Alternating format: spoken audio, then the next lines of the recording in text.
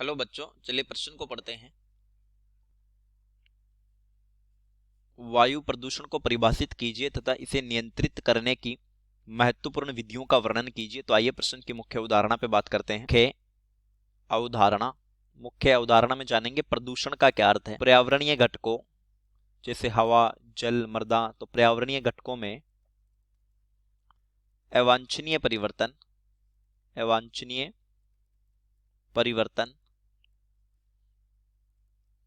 प्रदूषण कहलाता है। चलिए पढ़ते हैं वायु प्रदूषण को। वायु प्रदूषण, एयर पोल्यूशन, वायु की भौतिक, जैविक अथवा रासायनिक विशिष्टताओं में अवांछनीय परिवर्तन वायु प्रदूषण कहलाता है। और ये जो अवांछनीय कारक होते हैं इनको कहते हैं वायु प्रदूषक। वायु के लिए नाइट्रोजन के ऑक्साइड जैसे NO2, सल्फर के oxide SO2, SO3, carbon monoxide, ethylene, petrol diesel का दहन जिससे जो धुआं निकलता है का दहन मुख्यतः प्रदूषण का कारण है। चलिए इनको नियंत्रित करने वाले उपायों की बात करते हैं। वायु प्रदूषण का नियंत्रण, पहली प्रमुख विधि है इलेक्ट्रोस्टैटिक प्रेसिपेटर, विद्युत अवक्षेपित्र। कणिकीय पदार्थों को हटाने के लिए स्थिर विद्युत अवक्षेपित्र का उपयोग किया जाता है। यह ताप विद्युत संयंत्रों के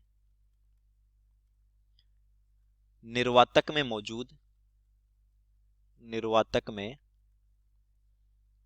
मौजूद 99% कणों को हटाने में सक्षम है। 99% कणों को हटाने में सक्षम है।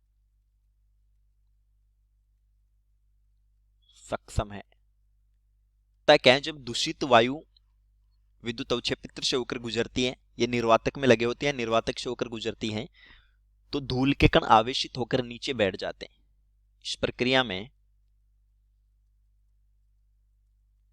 धूल के कण आवेशित होकर नीचे बैठ जाते हैं। दूसरा है मार्जक या इसको बोलते हैं स्क्रबर। SO2 जैसी गैसों के निष्कासन में मार्जक प्रयुक्त किया जाता है। इसमें चूने की फुहार का उपयोग होता है, जिससे क्रिया कर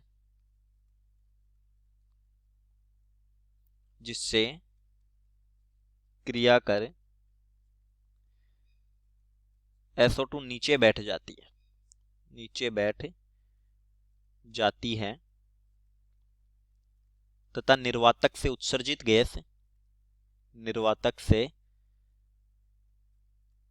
उत्सर्जित वायु या गैस जो भी है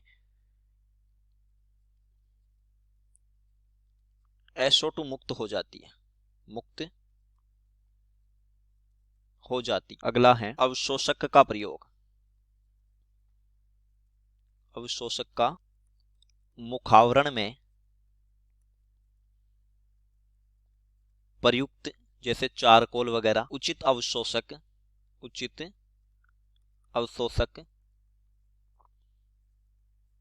कुछ हानिकारक गैसों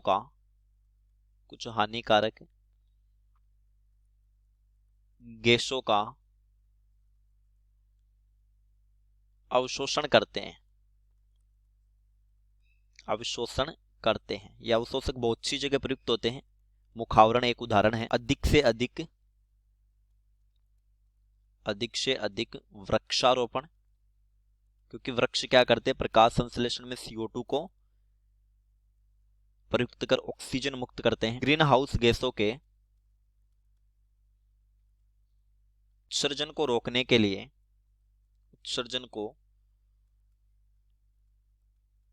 के लिए वैश्विक प्रयास पेट्रोल डीजल के स्थान पर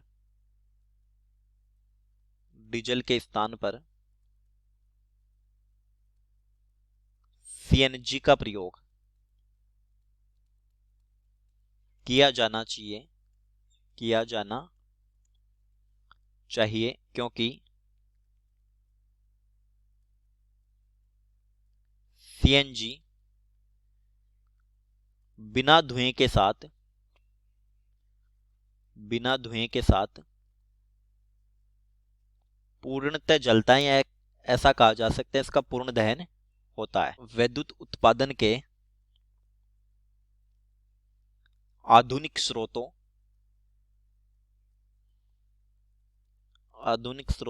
जैसे सौर ऊर्जा, इसमें क्या होता है, प्रकाश की ऊर्जा को विद्युत ऊर्जा में बदला जाता है। जल विद्युत ऊर्जा, जल की गतिज ऊर्जा को विद्युत ऊर्जा में बदला जाता है। विद्युत उत्पादन के आधुनिक स्रोतों को बल दिया जाना चाहिए। इनसे प्रदूषण बहुत कम होता है। चलिए, उम्मीद करता हूं प्रश्न समझ आया होगा। धन्यवाद।